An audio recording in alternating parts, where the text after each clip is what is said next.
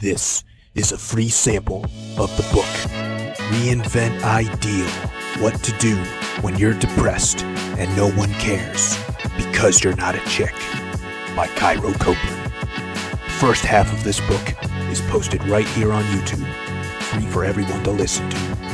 If you like this content and want to hear or read the rest, or want to listen to it free of ads, visit reinventideal.com/ideal. The book is available on Kindle, paperback, and Audible at reinventideal.com/ideal. Chapter 5. The Loveless Relationship. Reclaiming the Frame. Many guys will discover the red pill at a time that they feel it is too late. I'm talking about when they are already in a committed relationship or marriage with a woman that doesn't respect them, with a woman who controls the frame, with a woman that never has sex with them, or if she does, it's the disappointing starfish sex that no one enjoys. Maybe these guys had everything else going for them, except their relationships. They may have respectable jobs, been responsible their whole lives, have a tremendous savings and security cushion, all the things they should have to be respected. But their woman does not respect them. Before, she used to look up to him and admire. Now she bosses him around, nags him nonstop, belittles him in front of others, speaks badly about him behind his back, and denies him anything he ever asks for. The terrible conditions for this man often inspire him to cheat. But you can bet that if cheating is ever discovered, the onlookers will always blame him for being a sex-perverted pig, rather than the woman for denying him some very basic, bare minimum needs in a relationship. At some point, in the eyes of the social imperatives and the Fempowerment Mandate, a man needs to learn that sex with his woman was merely a temporary privilege she could rescind at any time of her choosing without consequence. And if he has a problem with that, then he's just not a good man, not a real man. For the man that's just in a mere relationship with her, well, he has an easy out. He can just dump her. But that becomes more difficult when you're cohabitating, so never do that. And it becomes further difficult and expensive when you're married to her. Far too many assumptions made early on in courtship turned out to be false. Relationships and marriages themselves are great big assumptions. When going into them, you're assuming that your partner sees your bonding the same way you see it. After those bonds are finalized, and you find the assumptions to not be true, conflicts are created, but clarity is never attempted. Worse yet, many guys continue to stay in these unhealthy relationships and continue to take the disrespect and emotional abuse. When entering a relationship, you need to justify it to yourself, so you only see what you want to see and deny the things you don't like. They assume things like, oh, my love will change this person, but it never does. And this is realized when it's far too late. So how do we fix this? First, with a purpose. The first thing you need is a goal, a mission, a purpose, something to give meaning and happiness to your life in the way that your woman failed to do. The goal is never to be something vague like mere self-improvement or become better at something. It must be something specific. It's a murky end state to say you want to be rich. How do you even define that? But it's clear and precise to say you want to be rich enough to quit your job, because for that, you must have a certain number of dollars in assets, earning a certain amount of interest to cover your certain number of expenses. Very specific. Many men have no such goal. In their lives prior, they merely never had to have one. They were bossed around, pushed around to bring other people's goals to reality. At work, it's all about making your boss rich. They make $1 while you make a dime. In your relationship, it was all about making your woman happy. Happy wife, happy life, they say. Now, change that to happy me, happy life. What goal needs to be achieved to make that a reality? Never make improving your relationship the goal either. Relationships are the work of women. If she doesn't cherish it or find value in it, there's simply nothing that can be done to alter her attitude. If we must be generic, then ultimately the goal is to be a man that commands greater respect, a man with options, a man with abundance, a man that she wishes she was good enough to keep. Right now, it may be over with this woman, but on the bright side, this woman serves a purpose. She's your dummy to practice on. So the next woman you're with is one that you can maintain control of the frame with. Don't let this opportunity to learn how to tame a shit-testing bitch go to waste. Next step, shut the fuck up. Embrace the ability to keep your trap shut, particularly when you are adopting a red pill mindset. Do not ever disclose that to a woman, especially your own. Women want you to instinctually know this information, but they don't want you to learn it. They think you shouldn't have to learn it. How many times have you found yourself in a situation with her where she expected you to read her mind?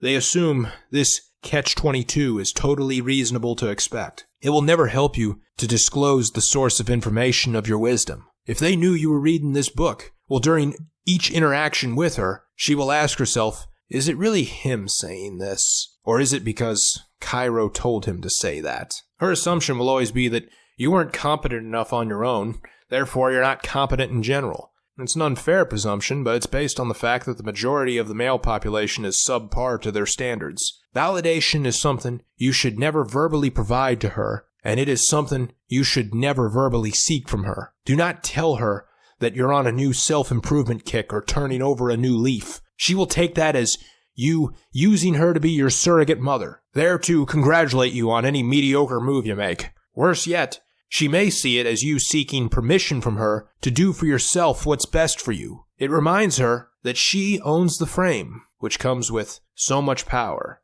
that she will abuse. Next step is the shit test trap. Why do women test men? It happens all the time. You feel like you're put in a position to defend yourself, despite not even knowing what it was you could have done. The accusing woman is already deeply convinced you've committed an unforgivable sin. Sometimes they do it unwittingly, as it is just deeply ingrained in their nature to do it. But other times, they know they are doing it, and how best to get the best of you. It's a survival mechanism of the weaker sex. Evolution dictates that since they have the burden of childbearing, you must carry the burden of rising to the occasion, producing the output of two people. They're testing you to see if she can be vulnerable with you without losing her security. During child rearing, she is defenseless. The only source of protection she has is you. Now, that's not entirely true in today's world with technology and luxury everywhere, but it was certainly true during caveman hunter-gatherer days, which went on for a long time, longer than our present luxurious lifetimes. So it was burned into our brains and behaviors to expect this.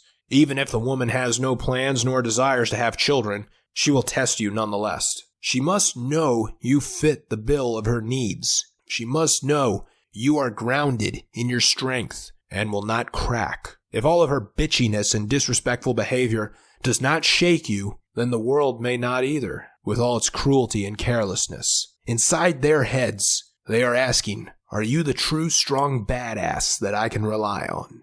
Since most guys fail these tests, it's very easy to describe how they do that. The fastest way to failure is to get defensive and provide excuses or attempt to reason with her or to explain yourself. They have a term for this, which they call mansplaining. To put it into terms that we understand, mansplaining is any logical point that certifies the validity of our side of the argument that they, the woman, chooses to ignore. That's defending, excusing, reasoning, and explaining. Now, since those four things will be so quickly dismissed, it's a waste of your breath and brain power to do any of them with her.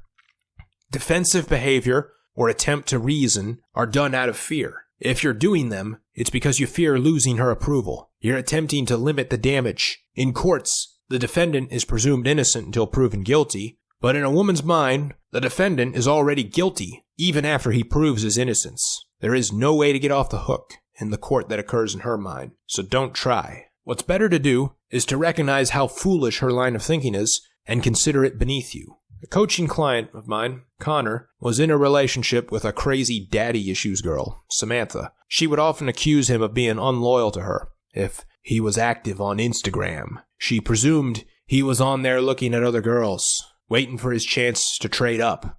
Now, Connor deeply loved her and bent over backwards to try to convince her that it was not the case. She never relented nor adopted reason in the matter. What should have been Connor's mindset? Even if her accusations were true, what is she doing? She's getting upset about the fact that he's, wait for it, looking at pictures. Now, what kind of psychopath gets upset over that? One that is not worthy of acknowledgement. When he wanted to go hang out with his guy friends, she'd bitch him up for that too. You're going out with your friends again? You had to pick the night to do that? You knew I had a bad day today, and that I need you here with me, but you still insist on pulling this? He'd assume the role of defense and tell her, it's been a while since I've seen them. It's just a few hours. Is it really all that bad? Seems like perfect logical reasoning, but it meant nothing to a woman that is using angry shouts and tearful sobs to make her side of the argument. The proper way to handle this when she starts her testing, you're going out with your friends again, is to respond with, yep, sorry you had a bad day. Love you, see you later. Give her a kiss, then a slap on the butt, and walk away. The only person that's allowed to have any sort of say over what you do with your limited time in life is you, and there is no need to ever attempt to defend what you decide. End of discussion. That is the type of man she will respect. She may bitch about him, but she respects him. Just as you cannot negotiate or buy desire, you also cannot negotiate her respect. Do not teach her to believe that you are afraid of her emotional outbursts. Otherwise, she will use them to get away with whatever she wants. Next thing you do is start lifting. Need a purpose still? Well, here's one that every man needs. Lift heavy weights. There is nothing that we as men can do that isn't improved upon by building muscle. Eat clean and lift heavy weights. Now look at yourself in the mirror, completely naked, and ask yourself, would you fuck you? If the answer is no, how can you expect anyone else to? This is probably another reason why your relationship is sexless.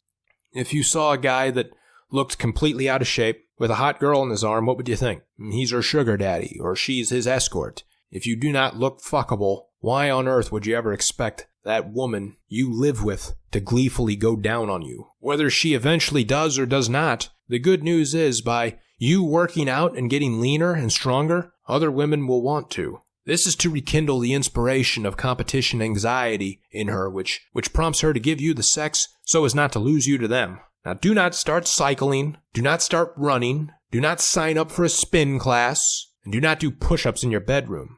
Instead, lift, because there's a huge difference. You're not doing this to burn fat. You're doing this to burn muscle. Ironically, the best way to burn fat is to build muscle. And building muscle is really hard to fail at so long as you're consistently hitting the gym. Lifting gives you an opportunity to clear your mind. When the only thing standing between 150 pounds of iron and your face is your focus, that's all you're thinking about. You're not wasting time and thoughts about what your wife approves of. You're not thinking about your ex, and you're not stressing over the bills. If you have those stressors, this is the best way to deal with them. What next? Well, there's your 5 currencies. You as a man have 5 things you can spend on others in hopes of getting something in return from them.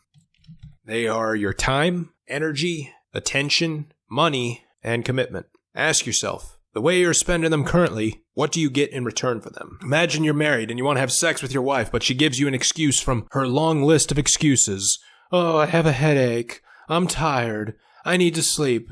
I'm on my period. For the 3rd time this month. Or any other bullshit excuse. The truth hidden behind all these excuses is that she doesn't want to have sex with you because she's no longer attracted to you. But what do most guys do? Well, they surrender the frame to her. They'll say, it's okay, we can just cuddle instead. Deep down, they're really bitter and sulking, but never let her see that. They dare not express it. He tries to convince himself that he's happy with the few crumbs that fall from the master's table. They'll never talk about it with her because they fear it further delays future fucking. But what they don't realize is that this future fantasy of getting access to her lady parts is already never to be. Instead, what the cunning man will do is use her cock-blocking bitchiness to his advantage. He sets his gym bag by the door. He plans to go there after dinner unless something else happens. What is that something else? Sex with his wife.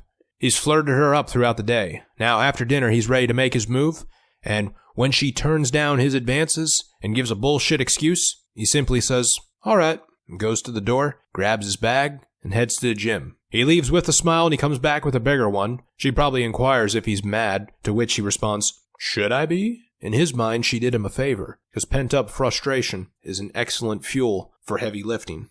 And he's maintaining the frame. He's going to the gym because it's the time that he goes. He's doing what he wants to do and what is the most valuable thing for him in that moment.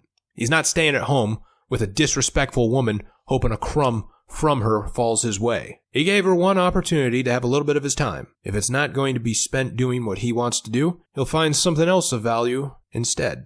she gets a chance to have some of his time, but she doesn't get to monopolize it. Now, perhaps she'll start bitching about the fact that he spends more time at the gym than he does with her, so his time and attention suddenly have value to her now. Before, she could easily pass them up. Now she's complaining that she's not getting them. He says in response, "You want them? You know what you need to do. This is what controlling the frame looks like. Apply it to all matters of your life." It's likely that she will not surrender the frame, and that's all right. It's more likely she'll just break up with you. But here, you will find that it is better to lose the relationship than it is to lose the frame. Staying in a relationship just because you need love isn't worth it. Love is not all you need. You need to be respected. You need your time respected. You need and deserve happiness. If she'd rather dump you than submit to you, good, let her go. She's served her purpose of being your sparring partner to practice with. That way, during your next relationship with a new woman, you won't fuck it up. Use to your advantage these things that are supposed to be setbacks. Your bitchy wife or girlfriend that no longer respects you and has a loveless relationship with you, use her to make yourself a better man for the next woman. Her rejections at your attempts to have sex, use that frustration from them as fuel for the gym. Her shit tests, use them as practice at not letting them bother you, because your next woman will test you as well. For those of you that did get married, you will do just fine to let her leave. Sure, you'll be paying a lot in terms of alimony and settlement, but let those payments serve as a reminder to you of the lessons you learned the hard way. As women initiate most divorces, it's not like you'll have a choice. Don't fight her. She probably caught on to the fact that you were using her bitchiness to your betterment and got upset by that. For those of you that were smart enough not to get married, you left yourself an out. Use it. Don't ever be afraid to use it. Walking away from what you don't want is deepening the commitment to what you do want. It's telling the universe that you will not blindly adhere to the randomness it deals out, so it better start dealing you more favorably, because any more shit will be sent back to the kitchen. The concept of nexting is best learned as early as possible. It will save you so much time, money, and emotional stress. Walk away. Don't be afraid to. Don't waste time wondering how it might have gone had you stayed. If she had any desire for you, she'll show it as you're walking away and want you back. If she doesn't ever, you would have wasted your time by staying. Thank you for listening to this free sample of the book, Reinvent Ideal: What to Do When You're Depressed and No One Cares Because You're Not a Chick, by Cairo Copeland. If you enjoyed it and want to hear or read the rest, or want to listen to it free of ads, visit reinventideal.com/ideal. The book is available on Kindle, paperback, and Audible at reinventideal.com/ideal.